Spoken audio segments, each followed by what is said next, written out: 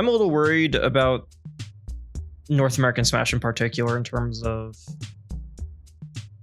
the costs of majors, the expected growth of majors, things that have happened. And there's been 2 TOs case studies that I've kind of talked about this that I kind of want to touch upon and kind of talk a bit about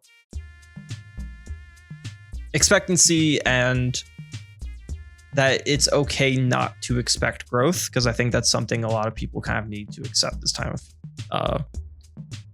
period for what Ultimate is right now.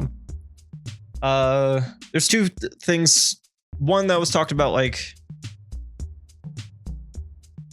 last week and one that was a couple months ago, and I want to touch upon both because I don't think I touched upon the other one when it happened. So Port Priority just happened this past week, and the head TO Gyromite was talking about, unfortunately it looks like he likely had to take debt for this event just due to how things were looking. Originally was supposed to be like 22k, but then I think it turned out to be only like 10k. Still a significant amount, obviously, but clerical error and all that. No idea what the hell happened for it to be so big, but that's not the point.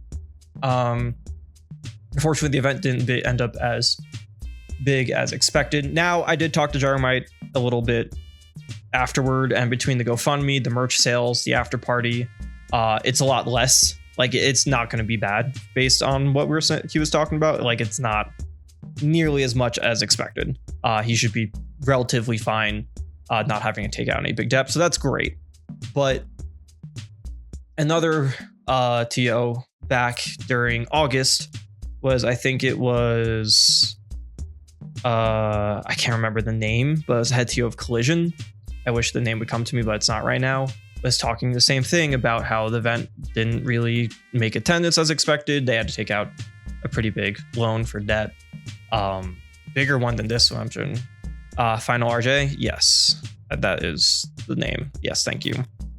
And expectations of how the event kind of struggled to make attendance in terms of what they were expecting for these events. Now, I wish I had the chart that I saw someone post a while back showcasing how, compared to 2023 and 2024, Smash Ultimate attendance across the board has been down. There's been fewer events with over 100 players. There's been fewer events in general, or the average attendance in general felt like it was overall down. And I think something we kind of need to talk about, something that kind of needs to be addressed, is that this is Smash Ultimate entering its 7th, 8th year, something like that next year. It's hitting that point where you can't expect each event to be bigger than the last. There was a lot of life in it. Like, technically, it's kind of like its 5th year because we lost a good chunk of time to the pandemic, and that's why it feels like it had a lot of life. But without continued dev support, with expectations of a new Smash coming eventually, though let's be honest, who knows when that's going to be. I feel like a lot of people need to hamper their expectations because Sakurai just finished Kirby Air Ride this year, so it might still be a while. But the game's not going to continue really growing from here, I feel like, especially in North America. Like, Japan's still doing fine, if not maybe still growing. Their Kaguribis cap out on attendance all the time, and they have to like wait list and do periods of signings due to how fast attendance fills up. And a lot of really big French tournaments, I think, also usually hit the cap. I don't know if they still do, but they have, I feel like, recently too. So, or if not hit the cap, still get a big amount of tournaments to fill most of what's needed. Excuse me. So we're now at this interesting point where majors are struggling because they're not hitting the growth rate that they're expecting. They're taking out debt. And I'm a little worried because at the beginning of 2026, we have a lot of events announced in a very small period of time, specifically in North America. And a lot of them are looking to be relatively on the bigger side of events, having international players in attendance, or have notoriously always been big. Afterburner has some international players in attendance. Was a pretty big event last year, but didn't hit major. This year it might hit major. After the week after is Let's Make Big Moves. Excuse me. Let's Make Big Moves, which has always been a big event. And probably still will be. We have a week break for kind of North American majors, which will be my Sigma top 2. But then you have Cavalier Clash the week after.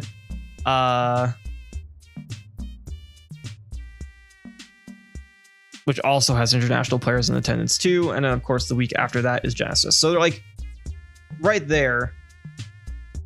And I also heard Flash Floods trying to fly out some players as well. I don't know. But like there's so many events trying to be a big Smash Ultimate tournament. And that's a bit worrying, and that's that amount of time. Like 1 or 2 of these guys are going to fail, and it's definitely not going to be Genesis, and it's definitely not going to be Makes Big Moves. Those are 2 of the biggest tournaments of the year. Though LMBM being that much later in the year is a bit worrying in terms of attendance, in terms of college students and winter break and stuff like that. So we'll see how much that impacts them as well. Nesha says Delta X Zag Bugeki when did that get announced? At Kagaribi. That and the Kagaribi 15 day got announced. I got faith in Cav TOs to be fine. Yeah, I think like Cav will still probably be within its means. Hopefully. It was a pretty successful event last time. And the people who are going to Cav Clash, there's a good chance it's not really intersecting as much with Genesis, just due to complete different coastlines. But still, like it's a pretty tight schedule for this amount of events all at once. And it's like kind of that whole idea of not every event can be a major. And I think the expectations of doing so might be a bit scary for this time period. I hope they all pan out just as they hope to be. But my point kind of stands of like Smash Ultimate specifically in the States isn't nearly as big as it used to be. So seeing all these events trying to pop up all at once feels a bit scary for the health of the TOs and their scenes that they're trying to represent. Excuse me once again.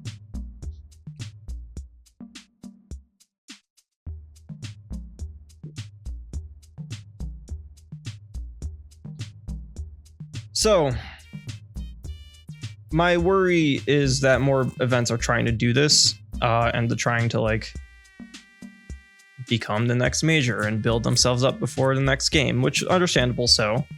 But we've kind of hit this crossroads where if you want people to come to your events, you kind of need big names to show up, but there's not really big sponsors in the scene to support financially these players to come out to events. So they usually need some sort of financial help, or for whatever godforsaken reason, their sponsor implodes, which I feel like has been happening, not just the LG, but a few sponsors for some reason that's been in the Smash scene these past few months. So you have that going on. And on top of that, you need the event to just be good. You need things to run smoothly. You need the competitor experience to be excellent. And it's probably more than anything the most important things, because if your local scene doesn't support your event, then no one will.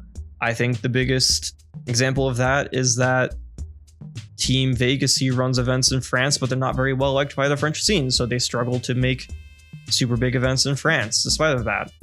I don't know what exactly the controversy is for that, but that's what I remember. So you hit this interesting crossroad of like that plus lower attendance in general, falling off, not that hard, but like it's noticeable from last year, and it's going to hit a certain baseline after a certain point in time. It's not like the game's just going to completely die out. It's going to stay a certain baseline until the next Smash game comes out.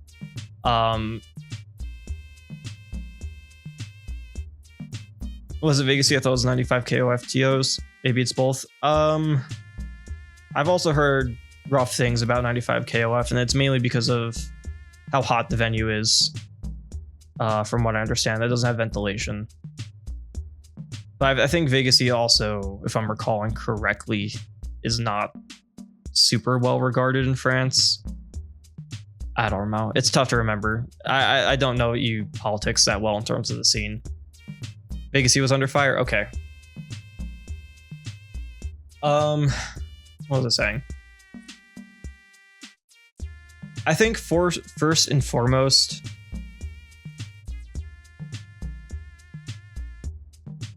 I think focusing on your region is just way more important than hosting a big event.